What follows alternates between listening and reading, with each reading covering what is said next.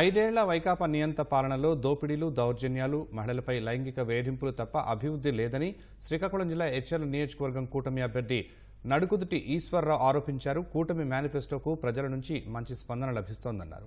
యువతకు ఉపాధి రావాలన్నా, రాష్ట్రం అభివృద్ధి చెందాలన్నా కూటమి అధికారంలోకి రావాలంటున్న ఈశ్వర్రావుతో ఈటీవీ ముఖాముఖి. చర్ల బీజేపీ కూటమి అభ్యర్థి నడుకుర్తి ఈశ్వరరావు మనతో ఉన్నారు. సార్, గత కొన్ని రోజులుగా ప్రచారం నిర్వహిస్తున్నారు. నియోజకవర్గంలోని ప్రజల పట్ల స్పందన ఎలా ఉంది మీకు? చాలా బాగుందండి. ఎన్డీఏ కూటమిని ప్రజలందరూ కూడా ఆహ్వానిస్తున్నారు. ఎందుకంటే ప్రజెంట్ ఇప్పుడు ఉన్నటువంటి వైఎస్ఆర్సీపీ ప్రభుత్వాన్ని ఎంత వేగం గద్దెదించాలి, ఈ ప్రభుత్వంతో విసిగి వేసారిపోయి ఎప్పుడు ఎన్డీఏ ప్రభుత్వం వస్తుందా అని ప్రజలందరూ ఎదురు చూస్తున్నారు. వాళ్ళు కోరుకుంటున్నారు ఈ ప్రభుత్వాన్ని గద్దెదించాలి, చంద్రబాబు నాయుడు గారిని మళ్ళీ ముఖ్యమంత్రి చేసుకోవాలి, నరేంద్ర మోడీ గారిని మళ్ళీ ప్రధానమంత్రి చేసుకోవాలని ప్రజల కోరిక ఇది. ఎక్కువగా మత్స్యకారులు నివసించే నియోజకవర్గం, ప్రభుత్వం వాళ్ళకి ఎన్నో హామీలు ఇచ్చింది. జట్టులు నిర్మిస్తామని చెప్పారు, మత్స్యకారు భరోసా అని చెప్పి అవన్నీ కూడా సరిగా అందట్లేదని చెప్తున్నారు. మీరు అధికారంలోకి వస్తే వాళ్ళకి ఎలాంటి పనులు చేసి పెడతారు? జట్టీలు అన్నది మత్స్యకారుల నియోజకవర్గమే.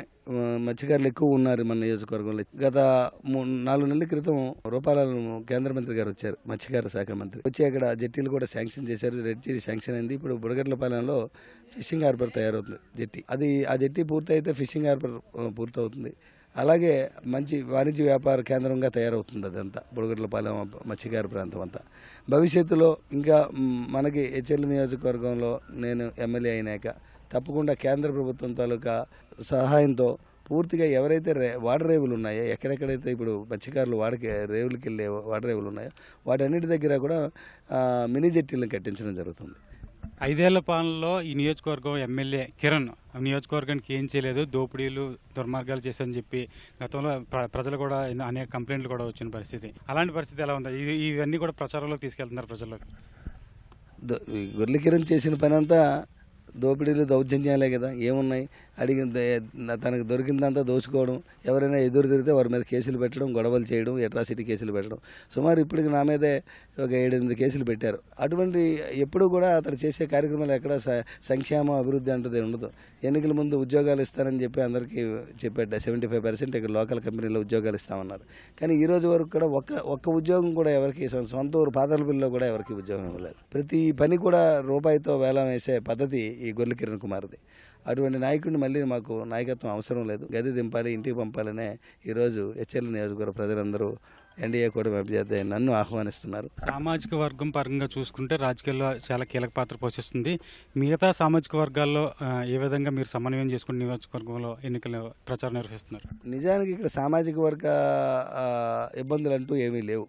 అందరూ కూడా ఎన్డీఏ కూటమి అభ్యర్థిని నన్ను ఆహ్వానిస్తున్నారు. కావాలని కొంతమంది రాజకీయ రంగు పొలవడానికి సామాజిక వర్గ పేరును ఎత్తుతున్నారు. కానీ నిజానికి ఆ వర్గంలో కూడా, సామాజిక వర్గంలో కూడా ఎక్కడా ఇటువంటి నా మీద వ్యతిరేకత లేదు. ఈ ప్రతిపక్షం గొర్రెల కిరణ్ కుమార్ ఇటువంటి సామాజిక పరమైన అంశాలు ఎత్తుకొని తన ఓడిపోతానని తెలిసి భరించలేక ఇటువంటి పనులు చేస్తున్నాడు. ప్రజలందరూ కోరుకునేది మంచి వ్యక్తిని. వాళ్ళకి ఎవరు మంచి చేస్తారో వాళ్ళని కావాలనుకుంటారు. కానీ ఇంతవరకు ఓకే సరే, సామాజిక పరంగా అయితే మరి ఇంతవరకు 5 సంవత్సరాల్లో అతను సామాజిక వర్గానికి అతను ఏం చేశాడో చెప్పమనండి. అది కూడా లేదుగా. అందరూ కూడా అదే చెప్తున్నారు. మా సామాజిక వర్గం నుంచి ఎందుకైనా ఇప్పటి వరకు 5 ఏళ్ళలో మమ్మల్నే పట్టించుకోలేదు అని చెప్పి పూర్తి వ్యతిరేకత అతని మీద ఉంది. నియోజకవర్గాలు ఎక్కువగా పరిశ్రమలు, ఇండస్ట్రీలు ఉన్న పరిస్థితి. ఆరోగ్య సమస్యలు కూడా ప్రజలు చాలా ఇబ్బందిగా ఎదురవుతుందని, పరిశ్రమలు వచ్చే కాలుష్య వ్యర్థాలన్నీ కూడా మీరు వస్తే వాటన్ని తగ్గించడానికి ఎలా కృషి చేస్తారు? నిజానికి పరిశ్రమల నుంచి కాలుష్యం, వాటర్ పొల్యూషన్ చాలా ఎక్కువ ఉంది. వాటిని సాధ్యమైనంత వరకు రెడ్యూస్ చేయాలి. తప్పకుండా మేము ఫ్యాక్టరీ మేనేజ్మెంట్స్తో మాట్లాడతాం. ఫైనల్గా మీకు ఓటేయాలంటే మీకు ఎందుకు ఓటేయాలి? యువత అందరికీ ఉద్యోగాలు రావాలంటే ఎన్ఈఆర్ రావాలి. ప్రతి నిరుద్యోగి కూడా ఉద్యోగం, ఉపాధో కలిగిస్తాం. అలాగే సాగునీరుతో మనకు 3 కాలువలు ఉన్నాయి. తోటపల్లి కాలువ, అలాగే మడ్డువలస కాలువ, అలాగే నారాయణపురం కాలువ.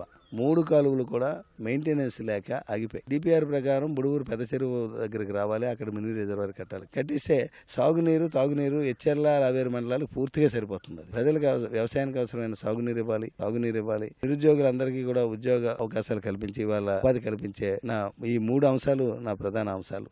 ఇది మొత్తానికి 5 ఏళ్ల వైకాపా పాలనలో నియోజకవర్గం అభివృద్ధి అంతా కూడా తిరోగమనం పట్టింది. మళ్ళీ రాష్ట్రం అభివృద్ధి చెందాలంటే నడుకుర్తి ఈశ్వర్ని గెలిపించి చంద్రబాబు ముఖ్యమంత్రి చేయాలంటూ ప్రజలకు పిలుపునిస్తున్నారు. కెమెరామెన్ చిన్నారెడ్డితో మహేష్, ఈటీవీ, ఎచ్చెర్ల నుంచి.